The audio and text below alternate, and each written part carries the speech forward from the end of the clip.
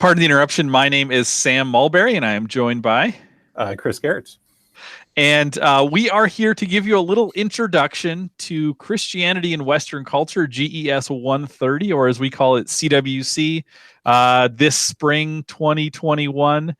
We are really excited to have you in the class. We just wanted to put together a little video to talk about some of the specifics of the course. We know that students often come in with a lot of questions, and we want to try to answer those as much as we can in this video.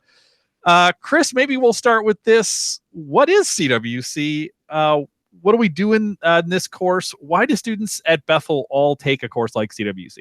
Yeah, and it's worth underscoring. It's pretty rare. Like, there are a lot of things you can transfer in. This is one of the few things we want you to take here. Partly because you get to know a cross-section of faculty when we start there. Like, you're meeting two of us, but there are actually 8 people who teach this course, plus a bunch of undergraduate teaching assistants. It's a good kind of welcome to Bethel introduction in that sense, but also because of the kind of questions we ask in the course are questions that you probably will keep asking in your major, your minor, in general education, over lunch, in dorms. It's a good introduction to a liberal arts education in the Christian tradition. And we'll probably say more about that the first day of class even. So what it is basically a 1-semester Western Civ survey. And so it might even seem familiar if you've had like an AP European history class or maybe like a 9th grade kind of world history survey. Like, it might remind you of a few things you've heard before, but it's also a church history kind of class. We're really telling the story of Christianity up through, in some respects into the 20th century. And then as it relates to what we call Western culture, which starts in places like ancient Greece and Rome, moves through medieval Europe, and then crosses the Atlantic Ocean to the United States and Latin America at the end of the course. And so it's taught by historians, but also by philosophers, theologians, and other scholars. So you get to learn a little bit about those disciplines, which you'll encounter other places in the gen ed curriculum at Bethel. So that's kind of a big overview of what the course is, what's trying to do, why you take it. Sam, what do students actually do in this course? So the course is going to come to you in a few different ways. If you look at your schedule on Banner, you'll see that it looks like this course meets 4 times a week. It actually meets 3 times a week. So let me just kind of walk through what a typical week looks like. The main way that we're going to be sort of delivering new content in this course comes in lectures. So we'll have lectures in the underground on Mondays and Fridays. So that's sort of our large group component. Now, we'll talk a little bit about in the world of COVID what lectures look like, because they look a little bit different.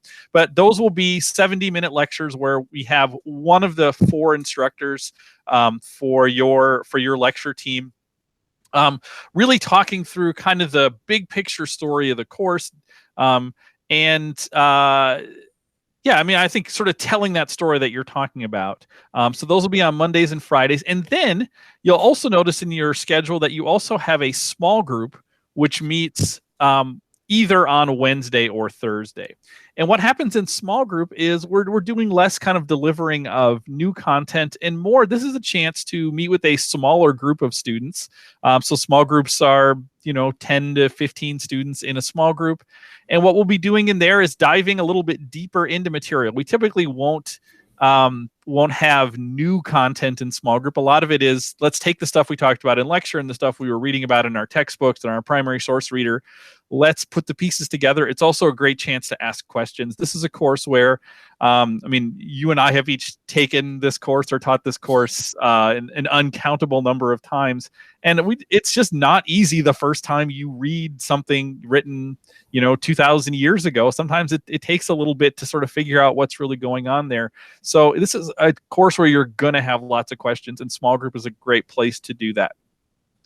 The other thing that will happen in small group is, with the exception of the first week of class, every small group you'll take a quiz. So that'll sort of keep you up to pace with the material that we're going through each week. And then the course will have 3 unit exams. So, after about a month or so, we'll take an exam. And then just about every month, we'll take an exam that's sort of looking at everything we've talked about in that unit of the course. So that's sort of the main structure. And then the final thing is at the very end of the course, we'll have an essay that you write that sort of ties all of these big ideas and big themes together. Chris, we've both been teaching this course for a long time, but obviously in the world of 2020, 2021, it's a unique situation thinking about how you teach a big survey course like CWC. So what's going to be unique about CWC this spring? Yeah, and partly, I know some of you listening are new to Bethel. You've transferred in, and so you have no point of comparison except whatever you did in the fall. But a lot of you also were here in the fall, so maybe I'll try to contrast. In some ways, it should feel similar to the fall. Lecture, normally we'd have upwards of 100 students in a large kind of crammed lecture hall. We're not doing that. We meet in the underground, which is this big multi-purpose space next to the campus store in the Brush Harbor Commons. And even there, we want to space you out. And so what we'll do is we'll divvy it up. Depending on who your small group leader is, you'll either go to lecture on Monday or on Friday. And the days you're not scheduled to be in lecture, you'll watch a recorded video of it on Moodle, which is our course website, basically. And when you're in there, we're going to ask you to wear a mask, wipe off your desk, and you'll sit like 12 feet apart, however they've spaced it out. So that's the big difference, is you won't actually go to lecture every day that it's scheduled.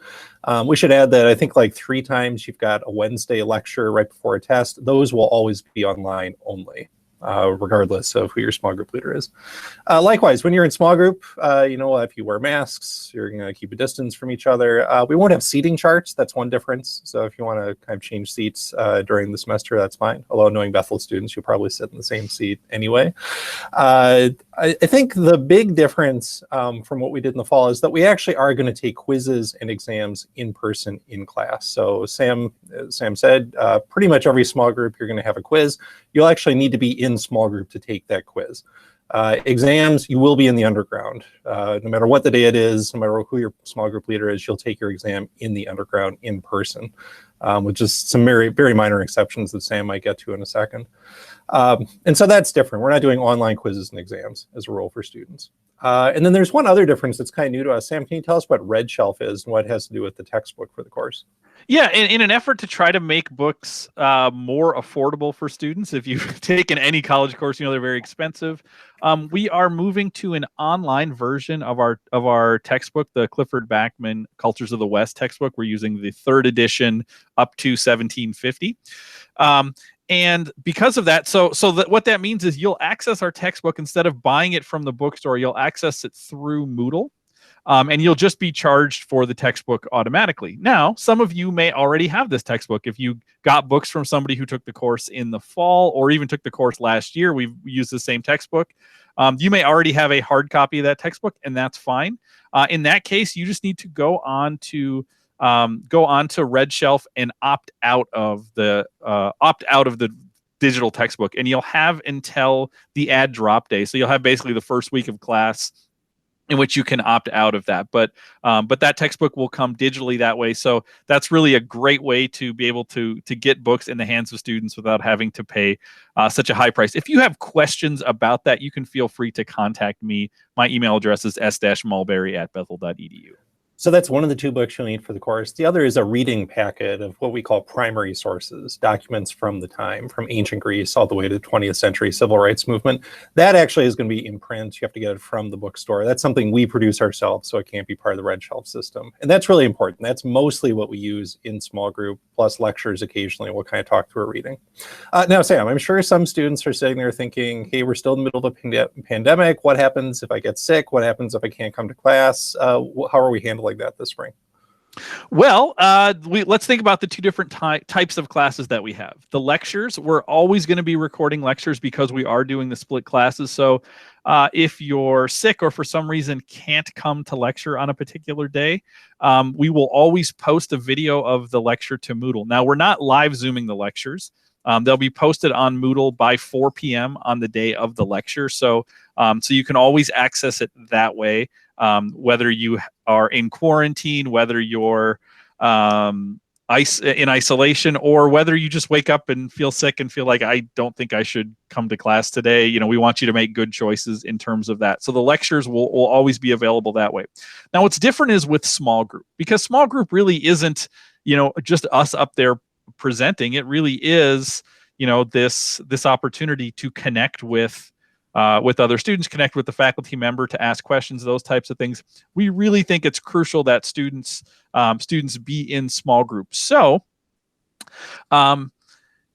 At the same time, we realize that there is, COVID to deal with. So for students who are in quarantine or isolation officially through Bethel, so this means you reported being sick to Student Life, and they have contacted your professors about you being in quarantine or isolation. For those students, we will offer a virtual version of small group. And that will be coming via email through me. So what we'll do is record one of our small groups for that week and make it available to you. And then we'll also, we'll have opportunities for you to connect with us if you have specific questions. And then we'll also offer you a virtual version of a quiz for that week. Now, that is only for students who are officially on quarantine or isolation through Bethel.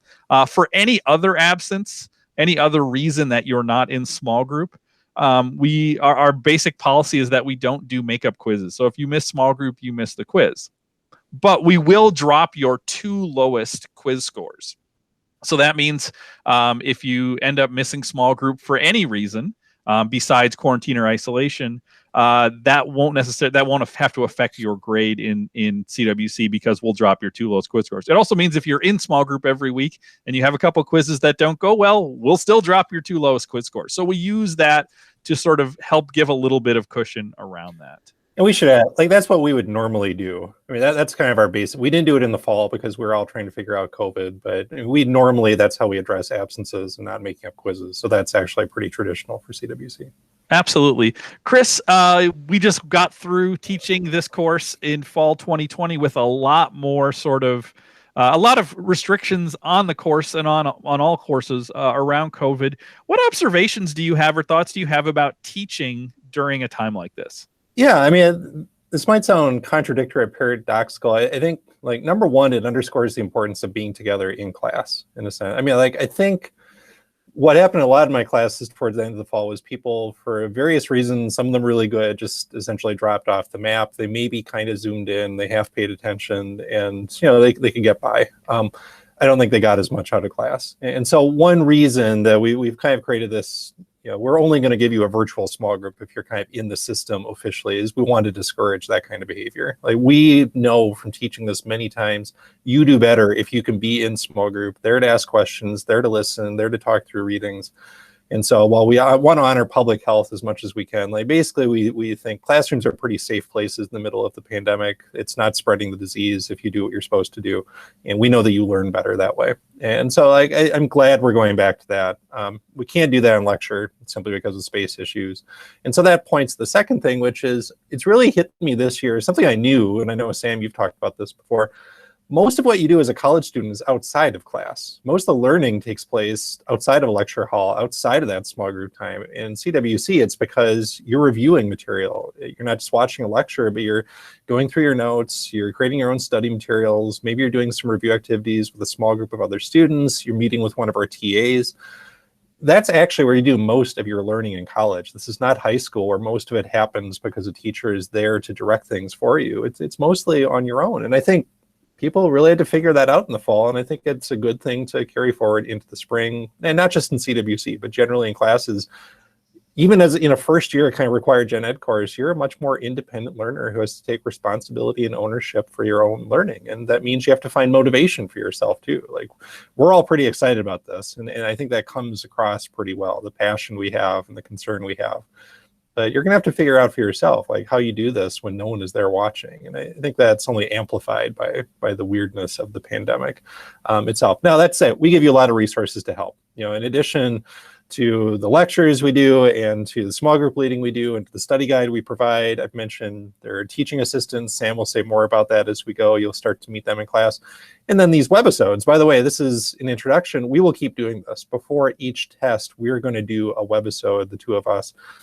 Partly just as a good review activity, and also as another kind of safeguard against people being unable to attend small group. At least you get this kind of version of 2 professors talking through material of the class. So we'll do one of these for each unit exam as well. Okay, that's enough just to get you oriented to the class. And of course, we'll say a lot more in the first week. And we have a frequently asked questions document and a syllabus and the schedule. There's a surfeit of resources for you in CWC.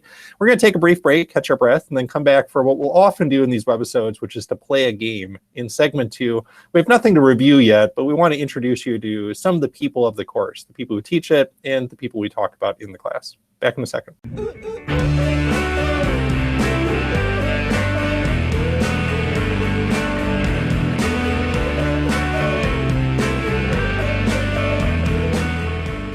Well, welcome back to our first webisode, first of 4 we think we'll be doing. This is our Introduction to Christianity and Western Culture, CWC. In segment 2, Sam and I like to play games. We think it's pedagogically appropriate and just fun. And it's a good way to review material you've heard in class. Now, you haven't heard anything yet, but let's use this to introduce and preview a little bit more. So the first thing we'll preview in this game is really what's the kind of theme verse, if you will, for CWC, which is from the book of Hebrews in the New Testament, chapter 12, verse 1, which in various versions goes something like this, that we are surrounded by so great a cloud of witnesses that we can run the race set before us with perseverance towards Christ.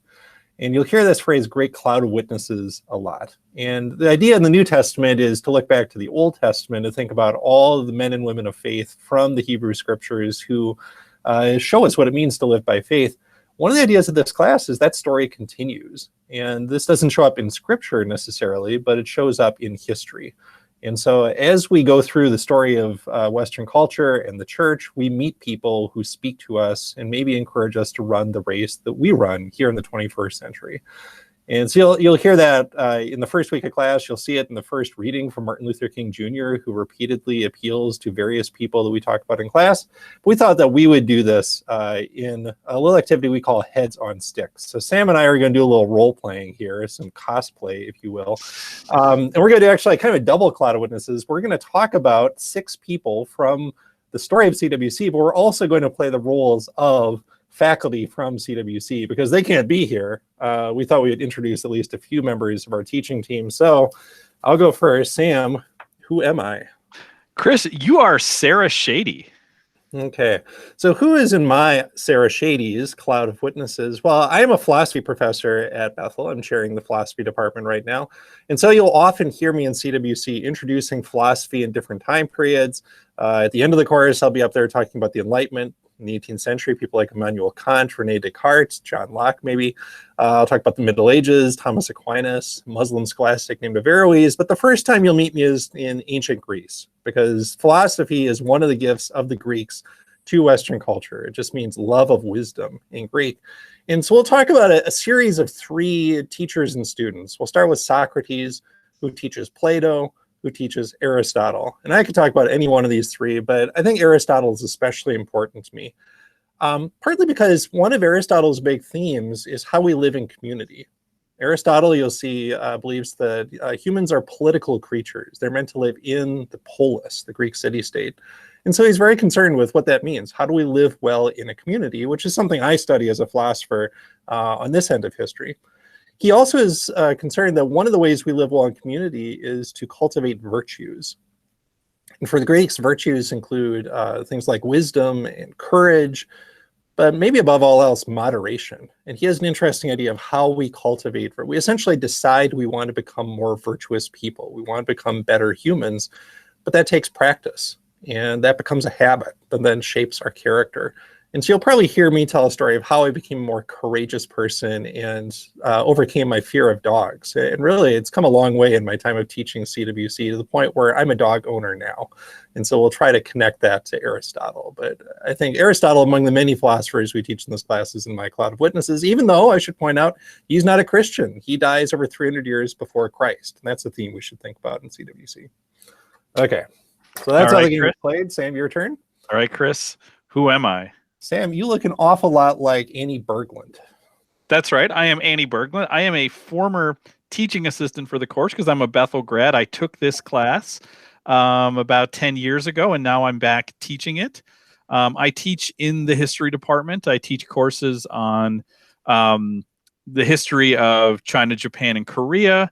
That's my area of study. But I also teach inquiry seminar. You may have had me in inquiry seminar, and I teach a particular inquiry seminar course about animal ethics. So in my cloud of witnesses, I am obviously going to include the 13th century monk Francis of Assisi, because among many other things, Francis of Assisi is a major lover of animals. There's famous iconography around Francis of Assisi preaching to the birds, preaching to all of God's creation, right? So Francis really fits in that way.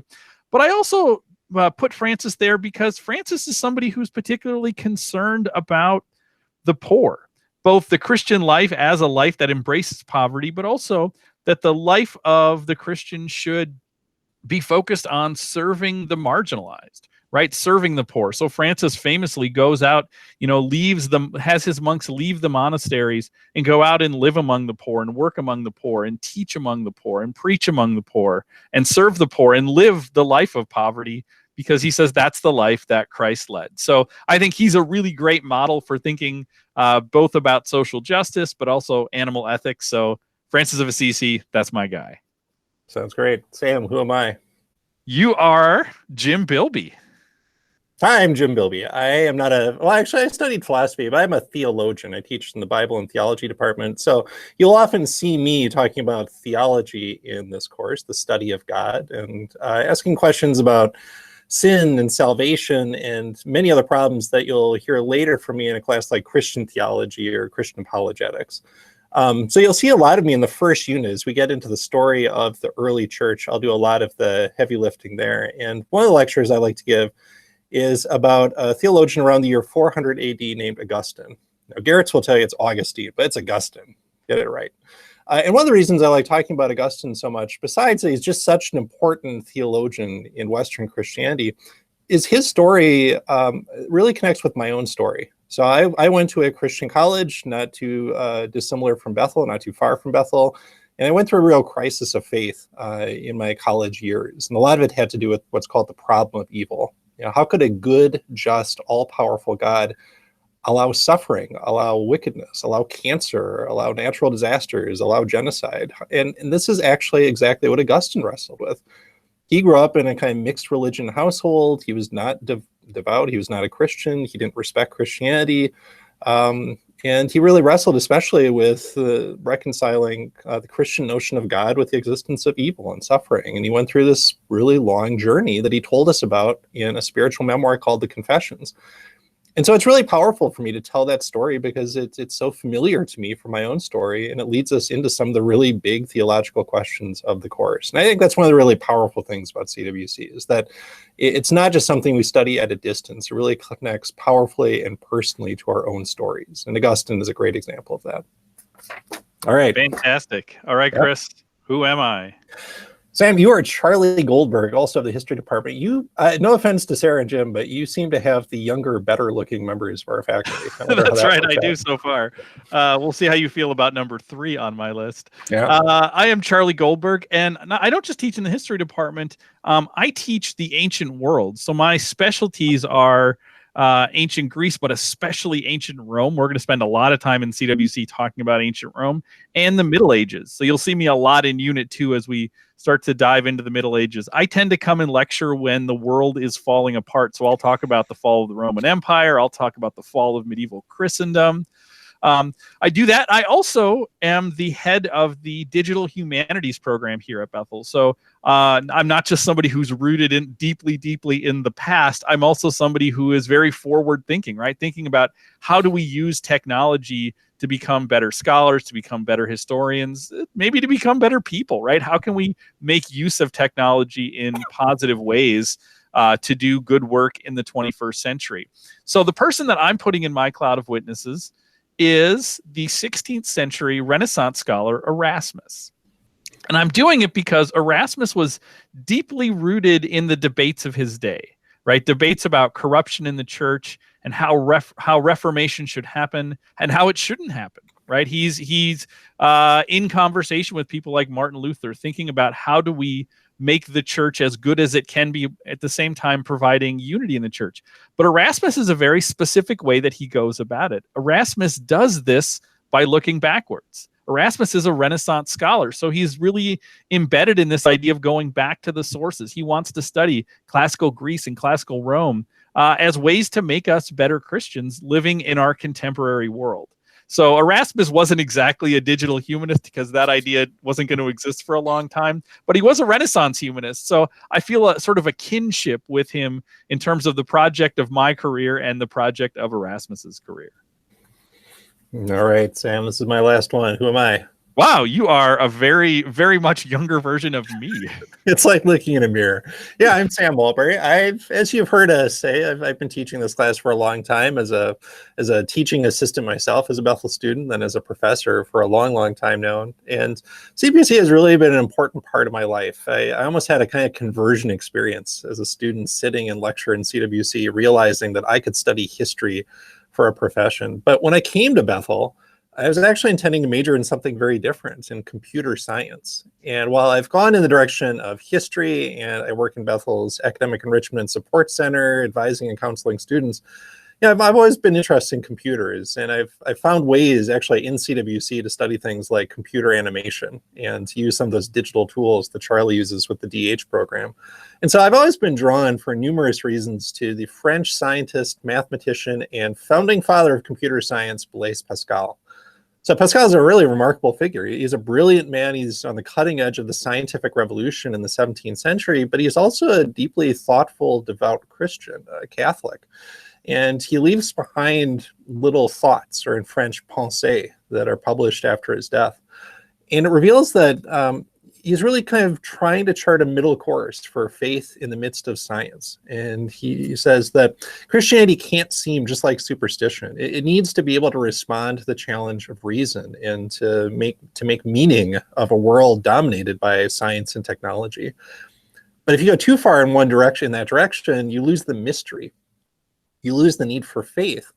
And when he talks about faith, it's not just a kind of intellectual, I'm going to decide that this makes sense sort of faith. It's heartfelt, and it's mediated through Christ. And so that's something I think often about, that, as an academic, I'm a person of reason, right? I'm trying to help students think well, to ask good questions, to be critical thinkers and make up their minds, and to make Christianity reasonable in a sense. But I also feel like there's something that's mysterious, and there's something heartfelt about faith that I want students to experience, even in a class like CWC. So Blaise Pascal is very important for my cloud of witnesses.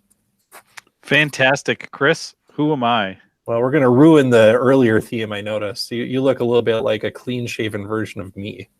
Yeah, wow. Am I the no, I guess I'm not the oldest person teaching CWC, but I'm close to the oldest person teaching CWC. I'm throwing lots of shots here today.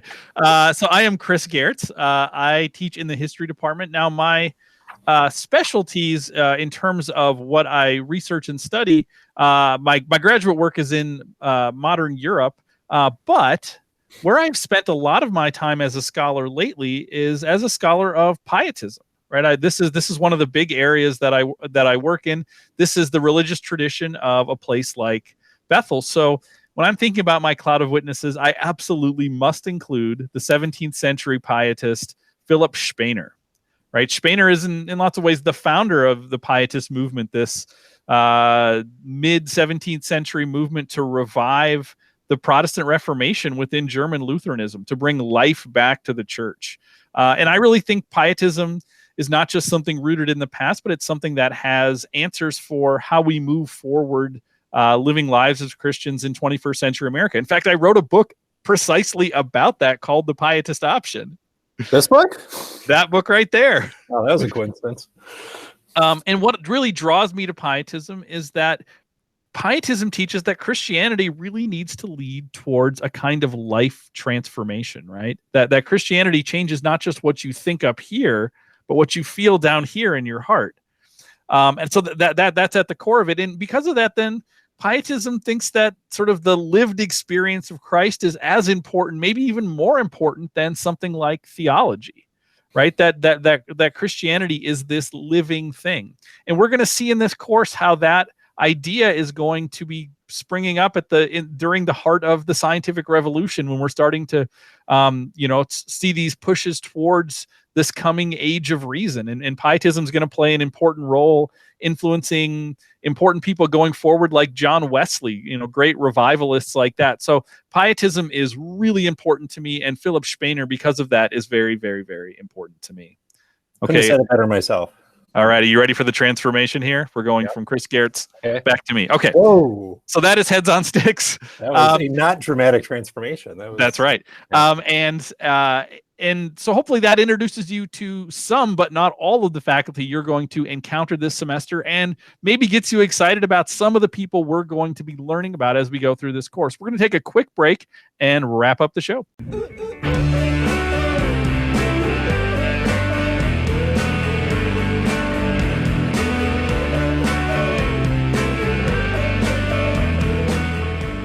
Okay, Sam, we are running out of time, so it's happy time, as we like to call it. Happy birthday to hockey legend Wayne Gretzky, who turned 60 today. Today being January 26th when we filmed this, not February 1st, the day the class starts. Anyway, Wayne Gretzky is 60 today. Sam, where does the Great One rank in your list of the greatest Canadians of all time? Well, I need to start by saying that any list that I put together is going to be offensive to Canadians, because I started to do some Googling on famous Canadians, and there's the people who invented insulin, that people there's lots of actually really important Canadians. And I'm not going to pick any of them, but I'm also not going to pick Wayne Gretzky, because even though I'm a native Minnesotan who's lived here almost my entire life, I don't really care about hockey. Yeah. So, but you know what Canada's greatest export is, Chris? It's comedy.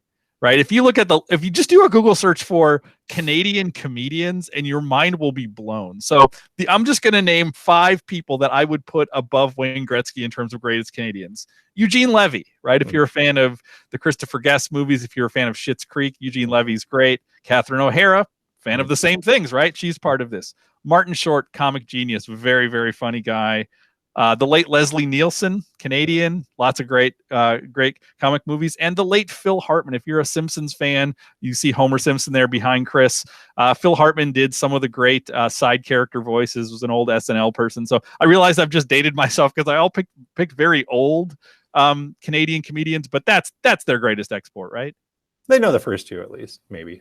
I don't know if our Bethel students feel comfortable saying that sitcom that you just mentioned. But. Well, I said it. So there we go. Chris, happy anniversary to Audie Murphy. Now we're getting more contemporary. Audie Murphy is the most highly decorated American soldier of World War II, who single-handedly killed or wounded 50 Germans in France on this day in 1945. Chris, you're also teaching a class on World War II this spring. How does it connect to CWC? Yeah, so History 231L is our World War II class, and that L is maybe the connection. L means that it's in the Gen Ed category that kind of follows as a sequel to CWC. So CWC will go a little into the 20th century, but it's basically, it ends around 1800, L courses pick up. And so they usually do 19th, 20th century US history. And so the most obvious connection is we will talk a lot about just war, right? Was World War II a good war? Was it a necessary war? Was it justified in some sense? Was the way it fought justified? And right there, I will tell students, hey, remember back in CWC when we talked about not Augustine, and his idea of just war, because that was one of the questions that Augustine wrestled with in the 5th century. Could Christians fight in a war? Under what conditions? Is it still a sin if they fight in a just war? And so it's very familiar in that sense. Yeah, so there are a lot more things you can say. I need to think about this because I have to prep my first day of class. But the first week, I'll kind of talk about how do we bridge? What are we picking up on as we leave the modern age of CWC and go into the 20th century? All right, Sam, happy trails to 2020. Now, we haven't seen each other since the new year, very much at least, I don't think. Sam, how did you celebrate or mourn the passing of a truly, truly terrible year, 2020? Well, I went night sledding with my wife and kids. That was really fun, and then I was in bed by 10:15. So par for the course, right? If you know me, is really on brand. In fact, if you know me, it's wow, I stayed up late that night. True. I don't remember the last time I stayed up to actually ring in the new year. I snored in the new year, and that seems about right. That seems right. All right, Chris, that is all the time that we have for today. Remember, class starts with our first lecture on Monday, February 1st. Now, we will email you about this, but students in Berglund, Goldberg, Bilby and Shady small groups, you will be attending that lecture on Monday, February 1st in person in the underground. Everybody else will be watching it online. And remember, it won't be live online. We will post a video later in the day, and I will email out when that video is posted. It'll be available by 4 p.m. I'll try to beat that time, but definitely by 4 p.m. on Monday the 1st. Hopefully this was helpful to you. You can also kind of dig around Moodle and see some of the other things we have there. I would encourage you, it's always a good idea, read the syllabus, take a look at the schedule, take a look at the study guide for Unit 1. You can start to see, here's how the course is going to be structured. Here's some of the things that we're going to be looking at. But I hope it's a great semester. I know it will be. We've taught this course a lot, and we believe in it a lot. It really is foundational, and it really is an excellent academic experience. Chris, do you want to take us home? Sure. So students who are looking forward to this, it's an exciting class for us, even though we've done it many times, because you're new to us and you bring different passions and questions and experiences. We can't wait to meet you. You'll see us on the first day of class introducing the course more. Until then, say goodnight, Stacy.